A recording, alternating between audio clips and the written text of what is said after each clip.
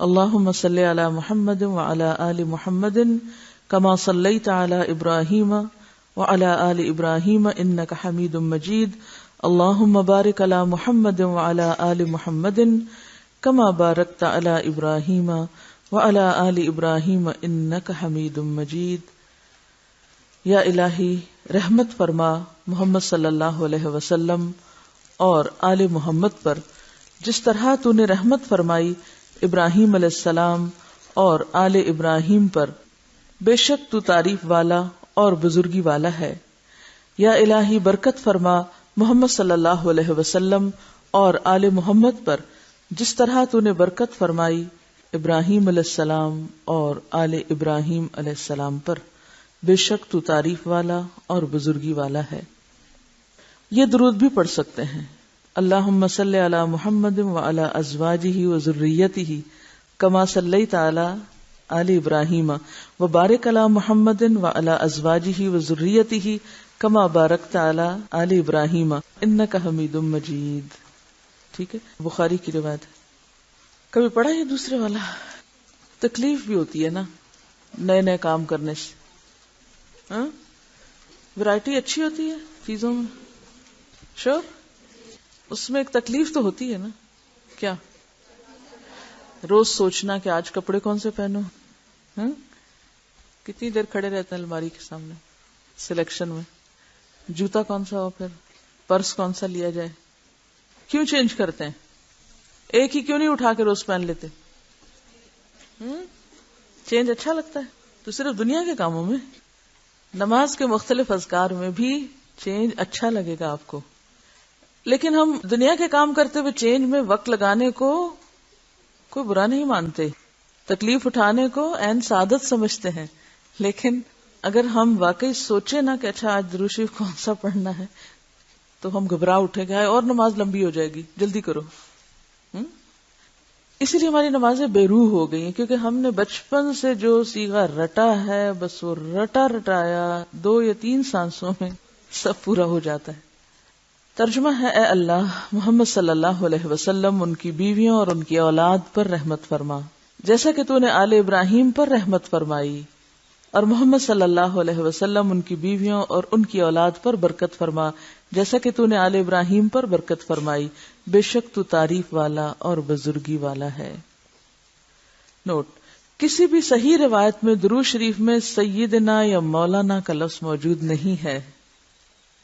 اور آپ کا پسندیدہ درود کون سا ہے جو آپ سنتے رہتے ہیں کئی سالوں سے؟ پڑھیں ذرا سٹون میں. جی، سیدنا و مولانا بہت زیادہ استعمال ہوتا ہے، لیکن حیرت کی بات ہے کسی صحیح حدیث میں یہ دونوں لفظ نہیں ہیں.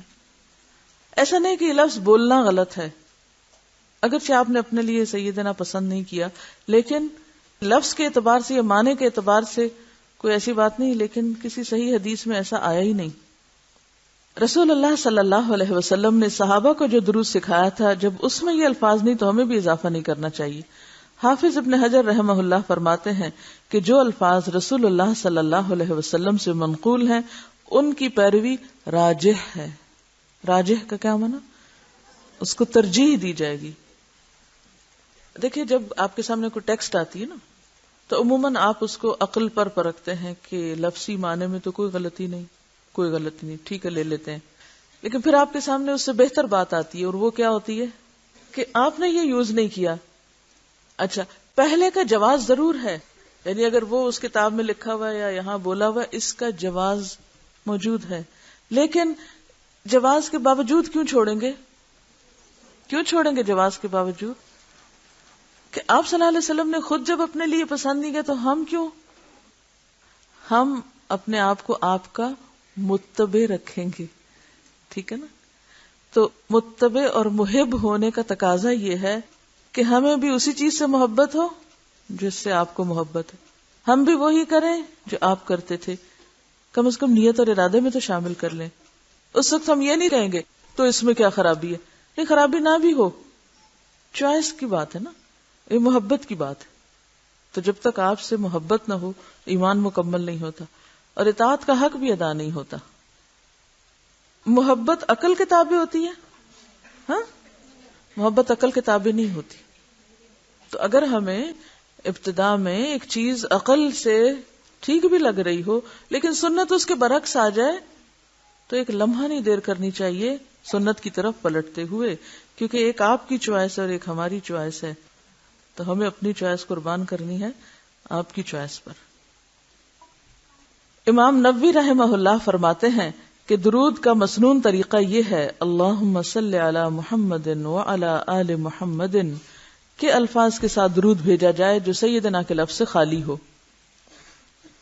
حضرت ابو طلحہ رضی اللہ عنہ روایت کرتے ہیں کہ ایک روز رسول اللہ صلی اللہ علیہ وسلم صحابہ کرام میں تشریف لائے، آپ کے چہرے پر خوشی کے آثار نمایاں تھے۔ آپ نے فرمایا کہ میرے پاس جبریل آیا اور اس نے کہا تیرا پروردگار فرماتا ہے کہ اے محمد کیا تجھے یہ بات خوش نہیں کرتی کہ تیری امت میں سے جو شخص تجھ پر ایک بار درود بھیجتا ہے میں اس پر 10 بار رحمت بھیجتا ہوں، اور تیری امت میں سے جو تجھ پر ایک بار سلام بھیجتا ہے میں اس پہ 10 بار سلام بھیجتا ہوں۔ آپ تو کسی کو سلام کرتے ہیں ایک بار، اور اگر آپ اللہ کے رسول صلی اللہ علیہ وسلم پر سلام بھیجیں تو اللہ تعالیٰ آپ پر 10 بار سلام بھیجتا ہے۔ کتنی بڑی سعادت ہے جس سے عام طور پہ لوگ محروم رہ جاتے ہیں۔ ویسے تو روز ہی پڑھنا چاہیے لیکن جمعے کا دن خاص طور پر درود شریف کو پڑھنے کا دن ہے۔ اچھا، آپ کیوں خوش ہو رہے تھے یہ حدیث سناتے ہوئے؟ اس کی کیا وجہ ہے؟ سوچئے آپ کے دل پہ کیا گزری جب یہ حدیث پڑھی، کیا وجہ ہوگی؟ اپنے امتیوں سے کتنی محبت تھی، حالانکہ امتیوں میں ہم جیسے ناخلف لوگ بھی شامل ہیں، تو یہ انکنڈیشنل محبت نہیں تھی؟ ہاں، جو کل میں آپ سے کہہ رہی تھی کہ لوگوں سے انکنڈیشنل غیر مشروط محبت کرنا شروع کریں۔ جب ہمیں یہ پتا چلے کہ فلاں کو یہ کچھ مل رہا ہے تو ہمارے دل کی حالت کیا ہوتی؟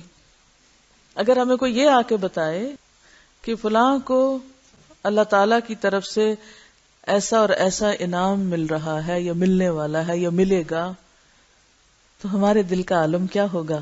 ہاں، ہم انعام چاہیں گے یا کچھ اور بھی چاہیں گے؟ ہاں، فوراً جیلس ہونے لگتے ہیں۔ میں نے کسی کا قول پڑھا تھا کہ دوست کی تکلیف پر دکھی ہونا آسان ہے، دوست کی خوشی پر خوش ہونا مشکل ہے۔ سمجھ میں آئی؟ کتنی خوبصورت بات ہے کہ کیا تجھے یہ بات خوش نہیں کرتی کہ تیری امت میں سے جو شخص تجھ پر ایک بار درود بھیجتا ہے میں اس پہ 10 بار رحمت بھیجتا ہوں۔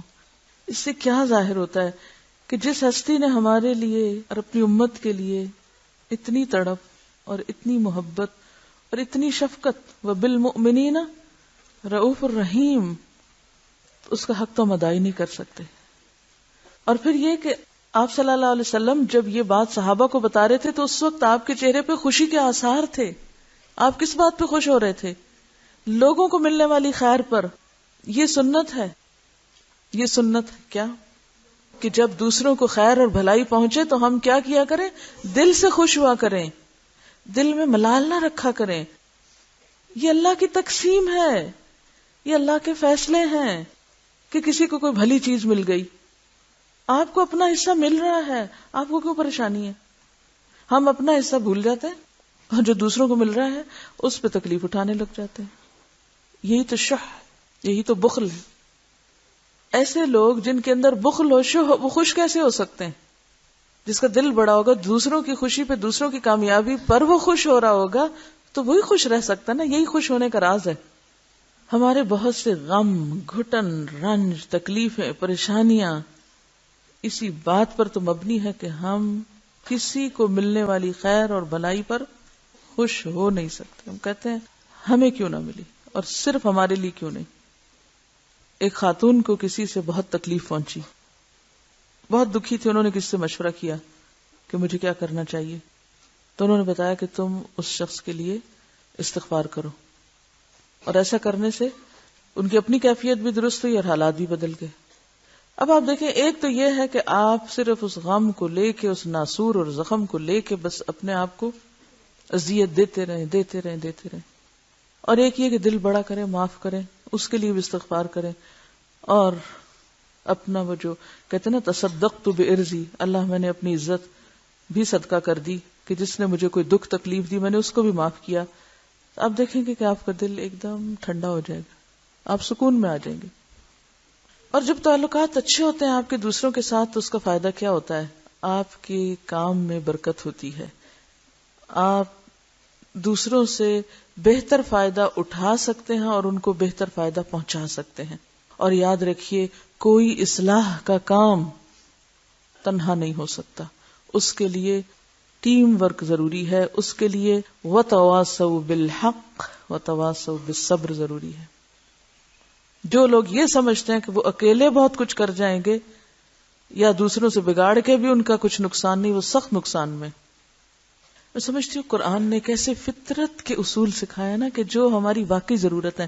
والعصر ان الانسان لفی خسر الا الذین آمنوا وعملوا الصالحات وتواصوا بالحق وتواصوا بالصبر.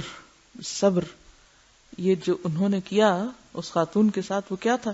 وتواصوا بالصبر کا اصول طریقہ سکھایا.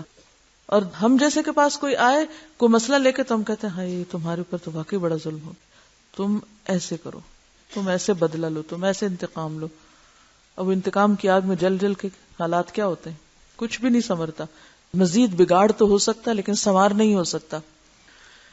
دیکھیے ہمیں سب کو ایک دوسرے کو تھامنا چاہیے، نئی باتیں سکھانے میں بھی ایک دوسرے کی مدد کرنی چاہیے اور ایک دوسرے کی غلطیوں کو نکالنے میں بھی ایک دوسرے کی مدد کرنی چاہیے. جب تک ہم یہ مسنون طریقہ اختیار نہیں کریں گے اصلاح کا کام نہیں ہو سکتا. مثلاً آپ سب آج کل بڑی فکر میں ہیں کہ نماز کیسے پڑھیں، اتنی ساری چیزیں ہو گئی ہمیں نہیں سمجھ آ رہی، ہم کنفیوز ہو رہے ہیں، ہم پاؤں کہاں رکھیں، ہم ٹانگ کہاں رکھیں، ہم کھڑے کیسے ہوں، ہاتھ کہاں رکھیں. اور وہ ایک آسان طریقہ بتاؤں، ہر شخص دوسرے کی مدد کرے. آپ میں سے جیسے خاص طور پر جو ہاسٹل میں لوگ رہ رہے ہیں وہ اپنے اپنے کمروں میں پیئرنگ کر لیں، اپنے جیسے بھی ہر دو لوگ گروپ ہو جائیں، ایک پڑھے اور دوسرے کو تم جائزہ لو، میں نے کہاں غلطی کی مجھے بتاؤ. پھر دوسرا پڑھے اور پہلا بتائے، چاہے 2 نفل الگ سے ہی پڑھ کے تو اپنا ٹیسٹ کر لیں. اچھا میں پڑھتی ہوں تم مجھے دیکھتی جاؤ میں نے غلطی کہاں کی، کیونکہ بعض اوقات خود پتہ ہی نہیں چلتا کہ اچھا وہ ہاتھ ہم نے کہاں رکھ دیے یا کون سی چیز. مثلاً میں ہاتھ رکھتی تھی تو مجھے پتہ ہی نہیں تھا میرا یہ انگوٹھا اوپر اٹھا رہتا تھا نا، تو کسی نے مجھے توجہ دلائی کہ یہ انگوٹھا کیوں آپ اٹھا کے رکھتی ہیں، اور مجھے پتہ ہی نہیں تھا کہ اٹھا ہوا ہے. تو وہ چیز جو ہم خود نہیں دیکھتے اپنی، وہ دوسرا دیکھ کے ہمیں بتا سکتا ہے. اللہ کہ ہم میں کرٹیسزم لینے کا حوصلہ ہو جو ہونا چاہیے اپنی اصلاح کے لیے. اگر آپ اپنے ٹرمنگ کا موقع ہی نہیں دیں گے، جیسے چھوٹے بچے ہوتے ہیں نا بال کٹانے لے جائیں ایسی مصیبت لاتے ہیں، کھینچی نہیں لگانے دیتے، یہ نہیں کرنا وہ نہیں کرنا. سب سے مشکل کام اس ایج میں جب بچوں کو ذرا ہوش آ جائے اور ان کے بال کٹوانے پڑے. تو بالکل اسی طرح ہمارا حال بھی یہ کہ ٹرمنگ کرانا، ہاتھ نہیں لگانے دیتے کسی کو. لامساس، ڈونٹ ٹچ، مجھے دیکھو بھی نہ، مجھے کہو بھی نہ، مائنڈ یور اون بزنس، مجھے میرے حال پہ چھوڑ دو، تم کون ہو یہ کہنے والے. نہیں، آپ نے اس کے بالکل الٹ چلنا ہے، نیا باب کھولنا ہے. اور وہ کیا؟